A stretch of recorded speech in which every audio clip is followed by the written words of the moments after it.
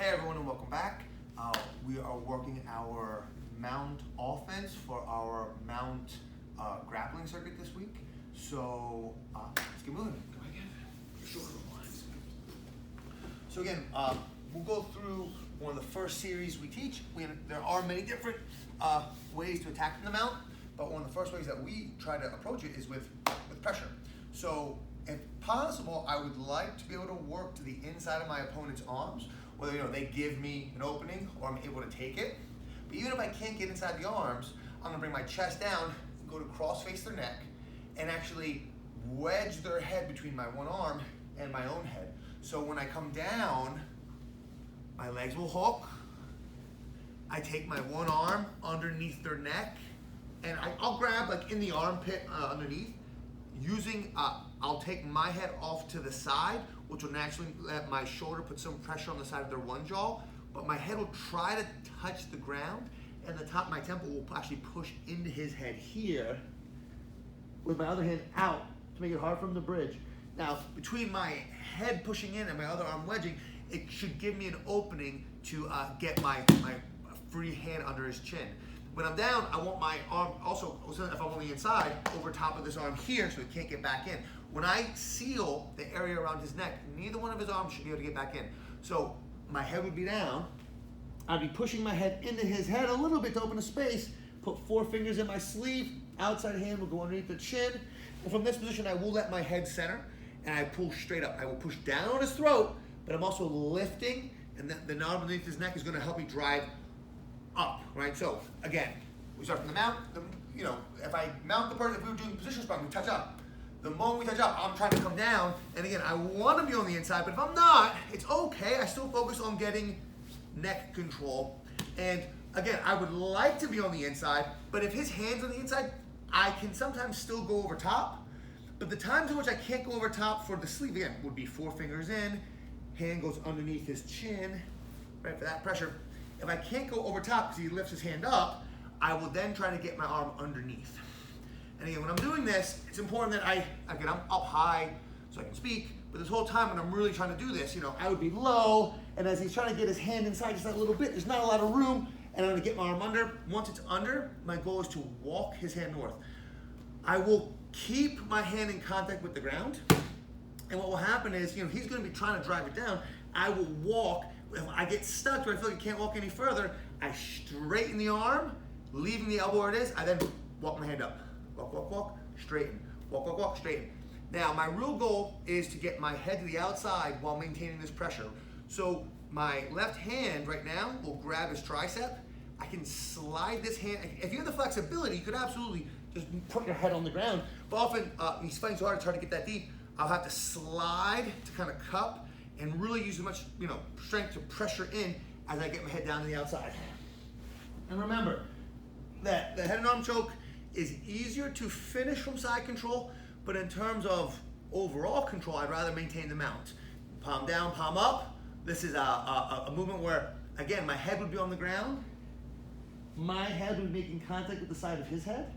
I'd be rowing my arms to the side and back, opening my chest, my head pushing into his head, arms pulling across, staying low. Again, I'm not, I'm not squeezing as hard as I can. I'm trying to let pressure build and maintain the amount of pressure that's there. So it's not like a squeeze and release, it's slow building pressure. So from the mount, again, I come to the inside, immediately try to come down, get my 2 leg hooks, try to get control over my partner's neck.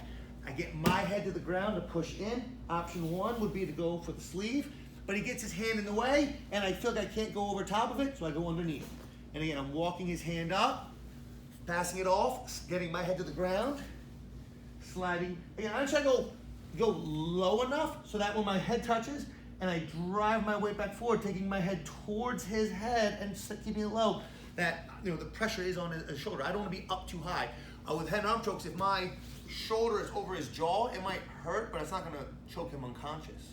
So I stay low, and again, I'll keep my leg hooks, palm down, palm up, head next to their head, pushing to their head, slowly breathing out as I push in, breathe, taps.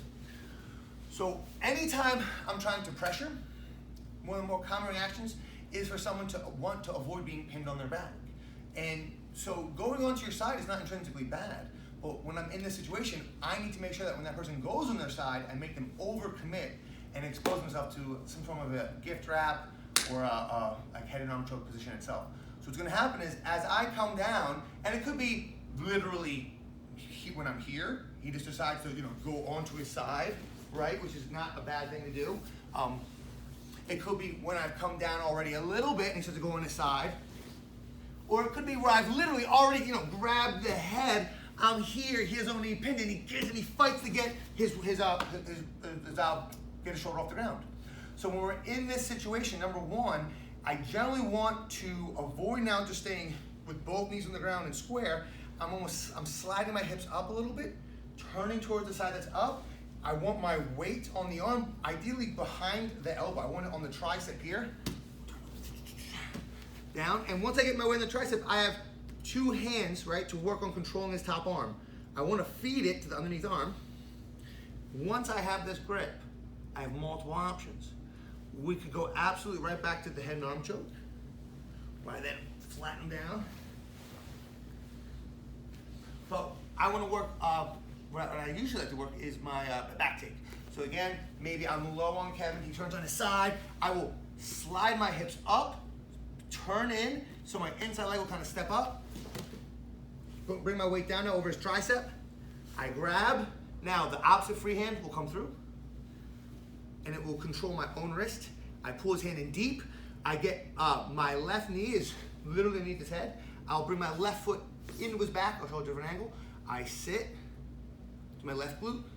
Keep my head close to his head as I go to my right side. Ready to throw my other leg over his arm or in for the full back control. So again, let's go this way first. And I'll do the other way. So again, I'm on top. When the head goes to the side, I'm turning. I want my weight on his tricep. Sometimes I can just grab his wrist and pull. Sometimes he'll grab my wrist and I will move my own hand. Other times his hand will be low, in which I will then try to attack the free arm, making you have to decide. Do I leave that arm out there to be attacked, or do I try to get involved? And as he brings the arm back in, I switch. When I have the Kimura grip, again, I want to pull things tight. I don't want to be out here loose. So I pull his back to my chest. I slide my left foot in. I'm pulling him in as I sit. My head's like to his head. I'll roll from my left glute to my right. I show the other side. Face this way. It's a little bit of a weird angle, but you'll see the back take part, the feet. So again, I give pressure, he turns. I'm sliding. I get my grip. Then again, my left foot for this one is coming inside. I sit over my foot as I pull him into my left glute, and then my right. Staying tight, ready to trap and attack. So one more time from the beginning. I'm with Kev. My goal is to get inside control and then control his head between my arm and my own head. It should be very difficult for someone to bridge you or even move you if you have control both legs and your head and arm controlling their neck. Now, number one, let me bring my arm over, I'm rolling up through my head so you can see. Normally my head will be down the whole time until I finish. 4 fingers in, underneath, and I lift. So I want to be here, pushing in as I grip, feeding it underneath. And my head will come up just the end, driving, pushing down as I lift up. If his hand is in the way, but I can't go over top, I'm trying to go underneath, walk it up, pass it. For this type of strangle, head on. And often during the whole process of trying to attack that side, he will be bridging and trying to get off his back. And if he can get his right arm through to get on his left shoulder, so go to here, I give him just enough space so I can wrap his arm up, in, and I'll take his back. So we're gonna do just 4 5-minute positional sparring rounds. I will be kind of cycling through those attacks during my first top round, kind of as a review, kind of talking you through it a little bit too. Understand, when it comes to positional sparring, you can do anything you want. This is from the position, any attack series, this is kind of the first attack series we will teach.